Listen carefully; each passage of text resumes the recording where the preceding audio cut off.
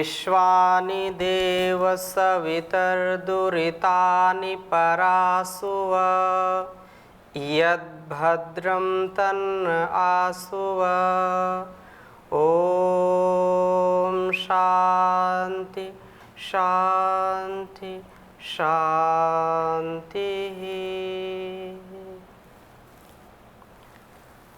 पतंजलि योगपीठ के माध्यम से परम पूज्य स्वामी जी महाराज, परम पूज्य आचार्य श्री के पावन आशीर्वाद से तथा ऋषिकल्प परम पूज्य गुरु जी के माध्यम से हम दिव्य जीवन कैसे बने, इस कार्यक्रम को लगातार आगे बढ़ा रहे हैं।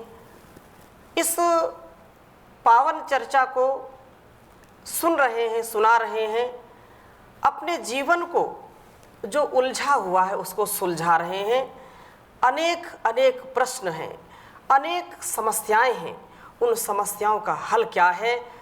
तो बहुत ही सहज और सरल उपाय परम पूज्य गुरु जी के मुखार बिंदु से हमको मिलते हैं, जिनका जीवन ही हमको सिखलाता है, बतलाता है, एक नया प्रकाश देता है, जिनका वैदुष्य, जिनका त्याग और जिनका ये संपूर्ण जीवन का अनुभव हमको बताता है कि मनुष्य में दिव्यता का आधान कैसे हो सकता है।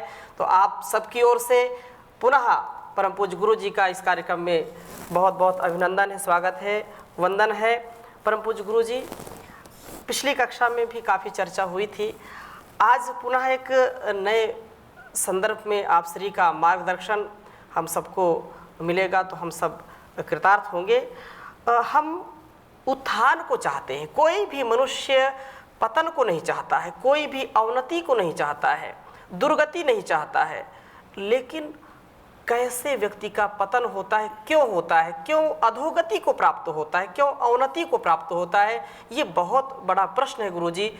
हमारा जीवन आप श्री के मुख से कितने बार हमने सुना कि मनुष्य का, इंसान का जीवन मिला तो मानो शैतान की मौत हो गई।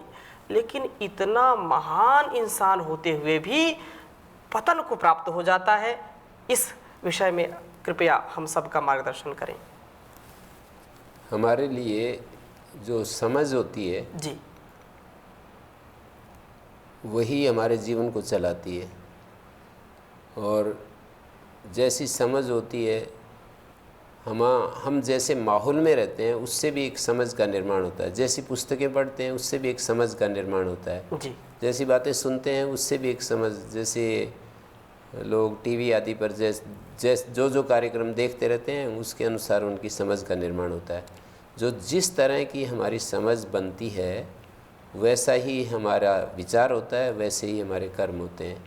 समझ इन्हीं साधनों से बनती है।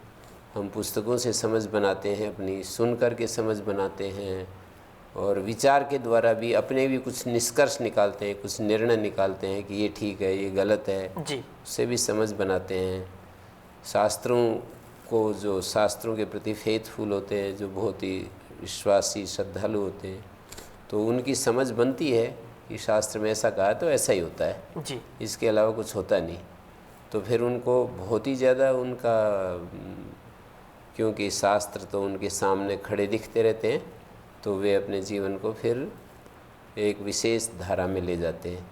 तो जिन लोगों को स्पष्ट होता है, प्रमाण में पूरा विश्वास होता है, माने प्रमाण जो हमारी इंद्रियों से जो सामने जो जगत के साथ संबंध होता है उसमें जो निष्कर्ष निकलते हैं, अनुमान के द्वारा जो निष्कर्ष निकलते हैं और शास्त्र के द्वारा जो निष्कर्ष निकलते हैं, उन पर पूरा जिसका विश्वास होता है वो व्यक्ति अंदर से स्थिर रहता है जी। ऐसा करेंगे तो ऐसा होगा। ये एक बात पूरी की पूरी यदि हमारे मन में छाई रहे, बैठी रहे जी। कि ऐसा करेंगे तो ऐसा होगा, अग्नि में हाथ देंगे तो जल जाएगा, तो कोई भी हाथ नहीं देता है। छोटे बच्चे को हम मना करते हैं तो ज़बरदस्ती हाथ अग्नि में ले जा करके देता है जी।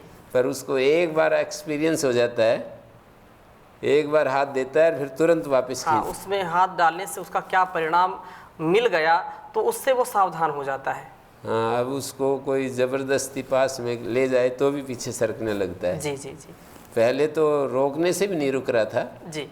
और अब वो उसको कोई उधर कहें कि ठीक है भाई, तो वो फिर अपने आप ही पीछे सरकने लगता है। जी तो ये समझ जो हमारी बनती है वो हमारे को बिल्कुल एकदम सहज बना देती है। मनु महाराज भी कहते हैं एक जगह ये बात कहते हुए जी कि ये हमारी इंद्रियां होती हैं ना, ये संसार में शब्द स्पर्श रूप रस गंध आदि को देखती हैं और फिर ये फंस जाती हैं। जी तो वो कहते हैं न तथैतानि शक्यन्ते सन्नियंतुम असेवया, केवल इनको यूं हम कह दें कि ये चीज़ें मैं इंद्रियों के विषयों में मैं नहीं जाऊंगा, केवल इतने संकल्प मात्र से ये नहीं रुकती हैं। जी नहीं तथा एतानि शक्यन्ते सन्नियंतुम असेवया, असेवा मात्र से कि मैं इन इंद्रिय विषयों का भोग नहीं करूँगा, ऐसे केवल संकल्प करने मात्र से ये इंद्रियां नहीं रुकती हैं। यथा ज्ञानेन नित्यसा, जैसे कि ज्ञान के द्वारा समझ के द्वारा जी विषयेषु प्रजुष्टानि यथा ज्ञानेन नित्यसा, विषयों में लगी हुई ये इंद्रियां इनको यदि ये समझ आ जाए कि इन इंद्रियों का विषय में जो लगाव है उसके परिणाम क्या क्या होते हैं। इंद्रियों के विषयों में परिणाम से भोग की आसक्ति बढ़ती है और हमारे सामर्थ्य का बल का क्षय होता है और हमारे विवेक की हानि होती है। ये सारे इसके परिणाम हैं। जी इंद्रिय विषयों को भोगने से ये मोटे मोटे परिणाम बिल्कुल क्लियर हैं, ये पर याद नहीं रखना चाहता। सुख का आकर्षण इतना तेज़ उसके मन के ऊपर छाया रहता है कि वो ये जो बात है, दूसरा पक्ष जो इस समय सत्संग में सुनने को मिलती हैं, कोई पुस्तक को पढ़ते समय मिलती है जी या भोग के उत्तर काल में जो समझ बनती है भोजन करने से पहले, और भोजन यदि उसने ज़्यादा कर लिया तो पूरे दिन भर जो उसको बेचैनी होती है, कष्ट होता है, उसको यदि वो देखे तो अगली बार वो भोजन करते समय सावधान रहता है कि मुझे थोड़ा सा भी ज़्यादा नहीं चाहिए, इससे मुझे पूरा दिन परेशानी रहती है। जी तो इस तरह से ये बुद्धि के द्वारा चीज़ों को देखने का एक तरीका होता है, उसी को मैं समझ कह रहा हूँ। वो जो समझ बनती है वो हमारे को रोकती है। तो एक जगह मनु महाराज ने एक और श्लोक में कहा कि 3 काम यदि आदमी करता है तो पतन हो जाता है। जी उसका मानी उन्होंने ये कहा अकुर्वन विहितम कर्म, जो चीज़ आचार्यों ने शास्त्रकारों ने हमारे लिए विधान नहीं की उसको तो कर रहा है। जैसे शास्त्रकारों ने शील और संतोष के ऊपर बल दिया, शास्त्रकारों ने अहिंसा अस्ते सत्य ब्रह्मचर्य परिग्रह यम नियम के ऊपर बल दिया। जी तो अकुर्वन विहितम, जो विहित कर्म है उसको वो कर नहीं रहा है। एक काम ये बताया जी कि जिसका निर्देश है शास्त्रकारों के द्वारा उसको करता नहीं है।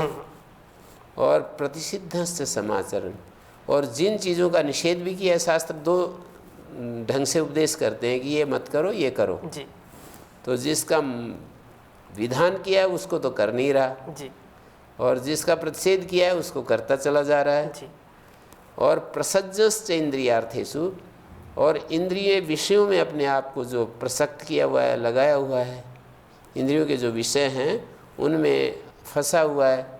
नरह पतनम ऋच्छति, ऐसा मनुष्य निश्चित रूप से पतन को प्राप्त होता है। जी जो विधि है उसको छोड़ करके जो निषेध है उसमें प्रवृत्त होना। हाँ जी शास्त्रकार बताते हैं ना, जैसे यूँ कह दिया कि भाई तेन त्यक्तेन भुंजी था, जी त्याग भाव के साथ चीज़ों का साथ अपना संपर्क करो। जी त्याग भाव को सदा साथ में रखो और फिर चीज़ों के को देखो, उनका उपयोग करो, उनका उपयोग लो। जी तो ये विधि है ना एक। जी जी और एक निषेध वाक्य भी है वहीं पर, ईशावास्यमिदं सर्वम यत्किंच जगत्याम जगत तेन त्यक्तेन भुंजी था मागृध कस्य स्विद्धनम। ये निषेध है। ये निषेध है जी कि भाई तुम जो है ये किसी के भी धन की लालच मत करो। जी तुम जो तुम्हें मिला है उससे अतिरिक्त की इच्छा करोगे ना तो तुम्हें यही परिणाम मिलेगा। गुरुजी यहाँ जो धन की लालच नहीं करेगा, दूसरी चीज़ की लालच करेगा? नहीं, वो तो उपलक्षण है ना। अच्छा। जो भी तुम्हें पुरुषार्थ से, तुम्हारे प्रारब्ध से, या जो भी कुछ जी ऊंचे अर्थ में जितना भी साधक और गहराई में, एक सामान्य अर्थ किया है तो जी जी जी पर वो जो साधक अंतिम तत्व को प्राप्त करना चाहता है, उसके लिए तो फिर कोई भी इच्छा, कोई भी लालच, कोई भी इच्छा, जी अपने धन की भी इच्छा नहीं करनी, दूसरे की तो बात छोड़ो। ये जैसे किसी महापुरुष ने कहा था कि भाई अपनी भी कोई चीज़ है हमारे पास, वो भी यदि हम किसी से छिपा कर यदि प्रयोग करते हैं ना जी, खाने पीने कोई चीज़ है और हम चुपचाप कमरा बंद करके अपनी भी कोई देखे नहीं, तो वो भी एक चोरी हो जाती है। जी तो ऐसे कहते हैं कि हम ऐसी स्थिति में यदि हम रहते हैं कि भाई इच्छाएं बहुत हमारे अंदर, शास्त्र तो मना कर रहा है और हम उसका उल्लंघन कर रहे हैं, जी, तो इसका मतलब हम सुख नहीं मिल सकता। इसमें गुरु जो मंत्र है कस्य स्वित धनम, तो कहा ईश्वर का भी नाम है? हाँ, वो तो कह परमात्मा को भी कहते हैं। हाँ। ये सारा धन परमात्मा का ही है, ये भी एक व्याख्या है। जी जी। और आक्षेप, किम शब्द आक्षेप के अर्थ में भी बोला जाता है। हाँ। किसका है ये धन, अर्थात किसी का नहीं है। शास्त्रों में ये करने के काम है, ये न करने। कुर्वन्नेवेह कर्माणि, तुम कर्म करते हुए ही 100 वर्ष जीने की इच्छा करो। कर्म करते हुए ही, कुर्वन्नेव, एव शब्द को ध्यान दीजिए। जी जी। करते हुए ही 100 वर्ष, आलसी होकर के नहीं, निठल्ले होकर के नहीं। हमारे स्वामी जी तो इसके लिए बहुत प्रेरणा देते हैं जी। कुर्वन्नेवेह कर्माणि, जी विशेष 100 वर्ष जीने के लिए वहाँ पर 100 वर्ष जीवो तो करते हुए, आलसी होकर के नहीं, निठल्ले होकर के नहीं। तो ये एक विधि है। हाँ जी, कर्म करने की विधि। कुर्वन्नेव, ये तो विधि हो गई। हाँ। और यदि हम उसको, इस विधि का उल्लंघन करते हैं, आलसी होकर के जीते हैं, तो ये प्रतिषिद्ध आचरण हो गया ना। जी।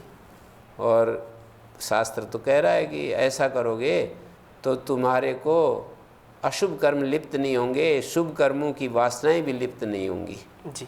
मतलब एक तो अशुभ कर्म से बच जाओगे, जब विहित कर्म में लगे रहोगे तो अशुभ कर्म से बच जाओगे। और यदि दूसरा, इस मंत्र को ऐसा भी विधि की जा रही है, कर्म करते हुए 100 वर्ष जीने की इच्छा करो, ना कि फल की इच्छा करते हुए। मतलब 2 वाक्य हैं, मतलब वाक्य तो एक ही है, पर उसके 2 ढंग से उसका जो कॉनोटेशन है, उसका जो ध्वनि निकल रही है ना। जी। कर्म करते हुए 100 वर्ष जीने की इच्छा करो, आलसी होकर के नहीं। आलसी होकर के नहीं, मानी कर्म से विमुक्त होकर के नहीं। और दूसरा, इस मंत्र से ये भी संकेत मिल रहा है, कर्म करते हुए 100 वर्ष जीने की इच्छा करो, फल की इच्छा करके नहीं, न तो फलम इच्छन। जी। कुर्वन्नेव कर्माणि न तो अकुर्वन, कुर्वन्नेवेह कर्माणि न तो फलम इच्छन। कर्म करते हुए ही 100 वर्ष जीने की इच्छा करो, फल की इच्छा करते हुए नहीं, फल को सामने रख करके नहीं। जी जी, वही बात जो गीता में कही, कर्मण्येवाधिकारस्ते। हाँ, उसी बात को। जी जी। एवं त्वयि नान्यथे तोस्ति, इसके सिवाय और कोई रास्ता नहीं है कि कर्मों का लेप तुम्हें ना बांधे।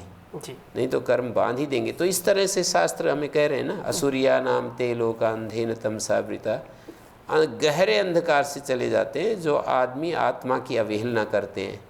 आत्म हनोजना है वे, आत्मघाती हैं वे। जी। आत्मा की जो हमें प्रेरणाएं मिलती हैं ना, जी। कि ये करना है, ये नहीं करना है, हमारे भीतर सहज सतत जो एक आवाज़ उठती रहती है कि ये काम करने के हैं, ये नहीं करने हैं। जी। वो लोग जो उन प्रेरणाओं को सुनते हैं तो वो मुक्तिजन्य सुखों को प्राप्त करते हैं। जी। उनके जीवन में निरंतर उत्थान होता चला जाता है।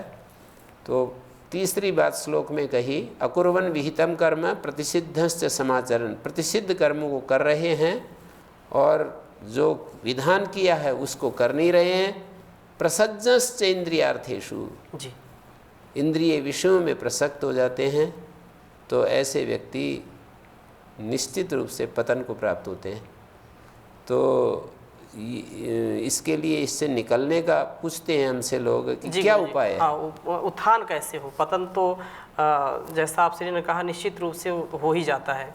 तो उसके लिए यही है कि हम जो है प्रातःकाल उठते ही, जैसे कहा है मनु महाराज ने हमको समझाया कि प्रातःकाल उठते ही हमें क्या करना चाहिए, तो कहते हैं 4 बजे उठो और वहाँ पर ये प्रार्थना करो कि ये मेरा जो जीवन है ये दोषों से मुक्त हो। ऐसे एक दिव्य भाव अपने भीतर 2-3 मिनट भी यदि ऐसी प्रार्थना हम दिल से यदि करते हैं तो वो छा जाती है, हमारे पूरे रोम रोम में छा जाती है जी। और रोज़ यदि इस भावना के साथ, प्रार्थना कोई दिखाने के लिए तो है नहीं, वहाँ कोई देखने वाला भी नहीं है, हम यदि अपने भीतर अपने उसमें जा कर के और इस बात को करें कि मुझे ब्राह्मे मुहूर्ते, निर्देश देखिए मनु महाराज का, ब्राह्मे मुहूर्ते बुद्धेत धर्मार्थौ चानुचिंतयेत, धर्म और अर्थ का चिंतन करे कि मैं अपने जीवन को धर्म से ओतप्रोत रखूँगा और धर्म पूर्वक ही साधनों का संचय करूँगा। धर्मार्थौ चानुचिंतयेत, धर्म से हट कर के मैं कोई भी अपनी इच्छाओं के वेग में मैं धन को इकट्ठा नहीं करूँगा। धर्म पूर्वक जो एक प्राकृतिक और सामाजिक विधान है उसके अनुसार मैं साधन इकट्ठा करूँगा, अर्थ संचय करूँगा, धन कमाऊँगा। और फिर कहा धर्मार्थो चानुचिंतयेत कायक क्लेशान, शरीर के जो क्लेश कहीं पर होते हैं, यदि दुख होता है, शारीरिक पीड़ा होती है, तो उनको देखें और उनके कारण की खोज करें। वेद तत्वार्थ में च, और वेद का जो तत्वार्थ है परमात्मा, उसका ध्यान करें। ब्रह्म मुहूर्त में उठ करके ऐसा करें। ब्रह्म मुहूर्त में उठ करके ऐसा करें तो आप ये देखिए कि लोग क्या करते हैं और शास्त्र क्या कह रहा है। जी जी जी।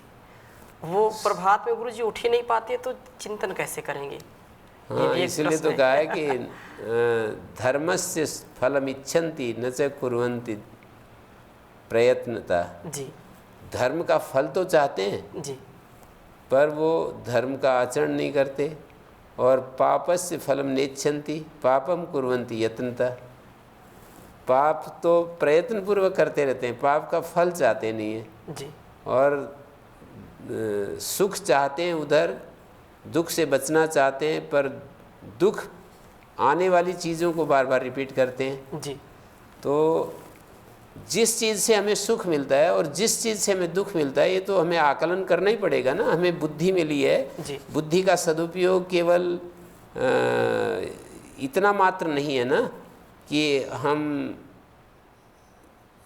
ये समझते हैं कि बुद्धि का सदुपयोग इतना ही है कि हमने खेती कर ली, बिजनेस कर लिया, व्यापार कर लिया, नौकरी में चले गए, ड्यूटी पूरी कर ली, वो तो करना ही होता है। जी।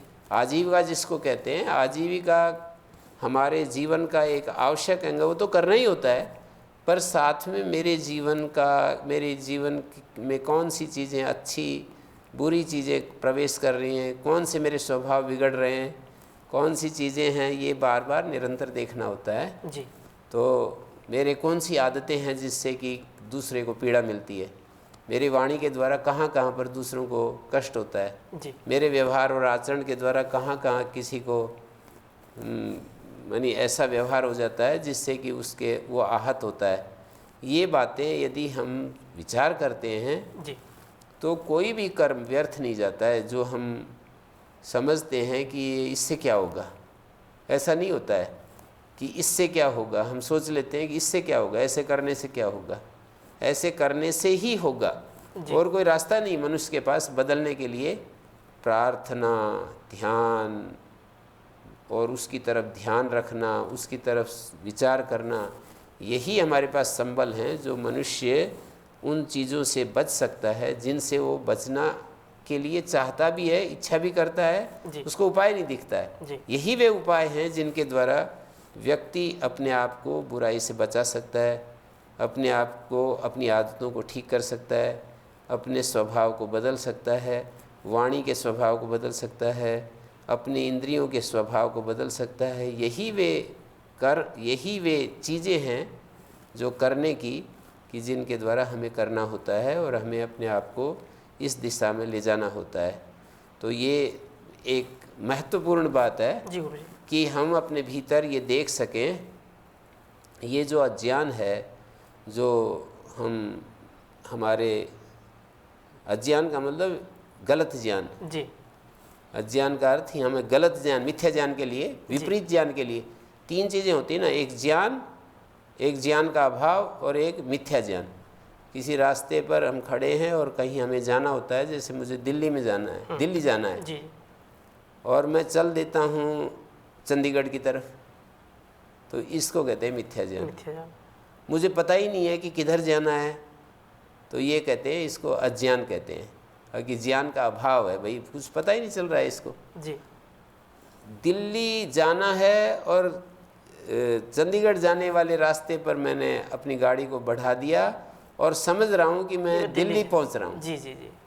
ऐसे मनुष्य की स्थिति है। तो विपरीत ज्ञान, मिथ्या ज्ञान हो गया। मिथ्या ज्ञान ऐसे मनुष्य की स्थिति है। इस तरह से मनुष्य का जीवन चल रहा है। जी मिथ्या ज्ञान समझता तो ठीक ज्ञान है जी कि इससे मुझे सुख मिलेगा, मतलब संसार के सुखों को मैं पाऊंगा, संसार के सुखों को भोगूंगा, इससे मेरे को तृप्ति मिलेगी, इससे मेरे को मस्ती आएगी, जीवन मतलब अपने आप को ऐसा समझता है कि बस धन्य हो जाऊंगा। जी। पर वो ऐसे बीज बोता रहता है कि वो ये जीवन भी चला जाता है हाथ से और आगे के लिए भी उसको फिर ऐसे चीज़ें इकट्ठी हो जाती हैं।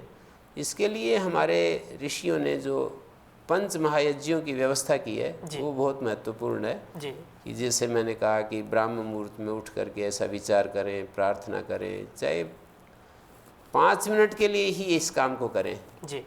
इतने में भी व्यवस्था होने लगती है। ये कोई बहुत ये शिकायत नहीं की जा सकती उन लोगों के द्वारा जो प्राय करते रहते हैं कि समय नहीं है जी ये सब काम करने के लिए। जी जी। समय तो और कितने जगह समय हमारा जाता है, इसको यदि हम आवश्यक समझते हैं, ये ज़रूरी है, इसके बिना हमारा जीवन का बहुत सारा हिस्सा गलत हो रहा है जी। यदि ऐसा होता है तो हम समय तो निकालेंगे। महत्वपूर्ण यही गुरुजी, वो जो अपने अपने रुचि, अपने अपने ज्ञान के अनुसार जिस कार्य में फंसे होते हैं, उस कार्य के समय का काल जो होता है उसकी गणना ही नहीं करते। और ऐसे कालों की जहाँ पर हम कहें सत्संग करो, स्वाध्याय करो, यज्ञ करें या अष्टांग योग का पालन करें, तो उनको लगता है इतना हमारे पास समय ही नहीं है। इस काल की गणना उनको लगती है तो बहुत समय हो जाता है, हमारे पास समय नहीं है। तो जब तक वो किसी चीज़ को हम महत्व नहीं देते जी कि हमारे जीवन के लिए ये कार्य कर्तव्य है और इससे मेरे जीवन में सरसता आएगी। जी। जैसे हम साधन से अपने को सुखी करते हैं ना, जी। हमारे पास वस्तु होती है, मकान अच्छा होता है, गाड़ी होती है और दूसरे साधन होते हैं, उससे अपने आप को सुखी देखते हैं हम। जी। ये चीज़ें होती हैं तो हमारा सुख बढ़ता है, जी। नहीं होती हैं तो कठिनाइयाँ बढ़ती चली जाती हैं। जी। तो ऐसे ही जो समझ है, विवेक है, वो भी तो जीवन का उतना ही आवश्यक हिस्सा है और वो कहीं दुकान पर मिलता नहीं है और वो कहीं पर पैसे दे करके हम खरीद नहीं सकते हैं। जी। वो उसके लिए विचार करना पड़ता है। अगर ऐसा हो जाए कि पैसे दे करके मिलने लगे तब तो पैसे वाले ही सब उत्थान को प्राप्त हो। जी, तो इसके लिए विचार ही एक उपाय है। जी। विचार के द्वारा ही विवेक को हम पैदा कर सकते हैं। जी। विचार के बिना विवेक पैदा हो नहीं सकता है। हम स्वाध्याय करते हैं तो भी विचार करना होता है, हम सत्संग करते हैं किसी के सामने बैठकर, उससे भी हमें विवेक के लिए एक राह खुलती है। और हम सुनते हैं, महापुरुषों की वाणी सुनते हैं, उससे भी हमारे विवेक के द्वार खुलते हैं। तो विवेक को पैदा करने वाला एक विचार है और विचार के ही जो हम चर्चा कर रहे हैं, इससे भी हम सुनने वाले लोग इसको सुनते हैं जी। और वो उनके अंदर एक विवेक जागृत होता है। विवेक को जगाने के लिए एक मूल बात है, यदि व्यक्ति अपने जीवन को पतन से बचाना चाहता है, अपने जीवन को उन्नति की तरफ ले जाना चाहता है, जी। ऊपर चढ़ना चाहता है, अपने जीवन को अच्छा बनाना चाहता है, अपने जीवन को शुभ से ओतप्रोत करना चाहता है, सुख से ओतप्रोत करना चाहता है, तो विवेक को भी महत्व देना होगा। जी। समझ को भी महत्व देना होगा और दूसरों के प्रति जो भाव होते हैं, सद्भाव होते हैं, फीलिंग्स होती है, अच्छी फीलिंग्स होती हैं, उनको भी महत्व देना होगा। एक एक प्रार्थनाएं यदि हम करते रहें बीच बीच में, प्रतिदिन हमारा, चाहे उसमें 1 मिनट से ज़्यादा टाइम नहीं लगता जी, पर इसको कोई करके देखे तो कितना बड़ा महत्व परिणाम आता है कि सर्वे भवन्तु सुखिनः। शांत होकर के एकांत में यदि एक श्लोक को धीरे से हम उच्चारण करें, जी, सर्वे भवन्तु सुखिनः, सर्वे सन्तु निरामया, सर्वे भद्राणि पश्यन्तु, माँ कश्चित् दुख भाग भवेत्। यदि हम ऐसा सोचें कि मैं उस परम सत्ता से प्रार्थना करता हूँ कि सब सुखी रहें, सब आनंदित रहें, सबका जीवन दिव्य हो, सब में प्रेम और सौहार्द का भाव हो, और व्यवहार में तो छोटी सी बात यदि हम जोड़ लें अपने साथ जी, कि रोज़ाना यदि हम ये एक वाक्य दोहराते रहें, बहुत बड़ी अनुभव की बात बता रहा हूँ जी, कि भाई किसी ने मेरे को कष्ट दिया तो मैं तो उसे क्षमा करता हूँ, जाने में अनजाने में किसी ने मुझे कष्ट दे दिया, मैं अपनी तरफ से उसे क्षमा करता हूँ, मतलब मैं उसको डिलीट कर रहा हूँ, अपने चित्त से उसको बिल्कुल नहीं रख रहा हूँ। जी, और मेरे से भी किसी को जाने अनजाने कष्ट मिल गया, वो मुझे क्षमा कर दे, ये प्रार्थना करेंगे। हमारी प्रार्थना से वो क्षमा करे ना करे ये उसकी मर्जी है, जी, और ना भी करे, हमने गलती की है तो वो ना भी करे, लेकिन हमारा मन शांत हो जाएगा और दोबारा गलती करने के लिए फिर मौका नहीं देगा। तो ऐसे ऐसे छोटे छोटे सूत्रों से हम अपने जीवन को बना निश्चित रूप से परम पूज्य गुरु जी, ऋषिकल्प गुरु जी का एक पावन मार्गदर्शन, निश्चित रूप से छोटे छोटे उपायों से अपने जीवन को हम दिव्य बना सकते हैं।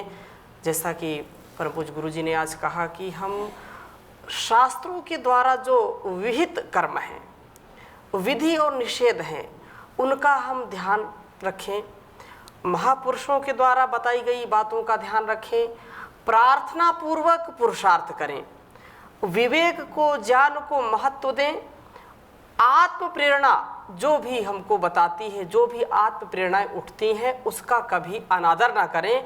ये बहुत बड़े साधन हैं दिव्य जीवन के लिए। तो आप सबकी ओर से और मेरी ओर से भी परम पूज्य गुरु जी के चरणों में कोटसा नमन वंदन।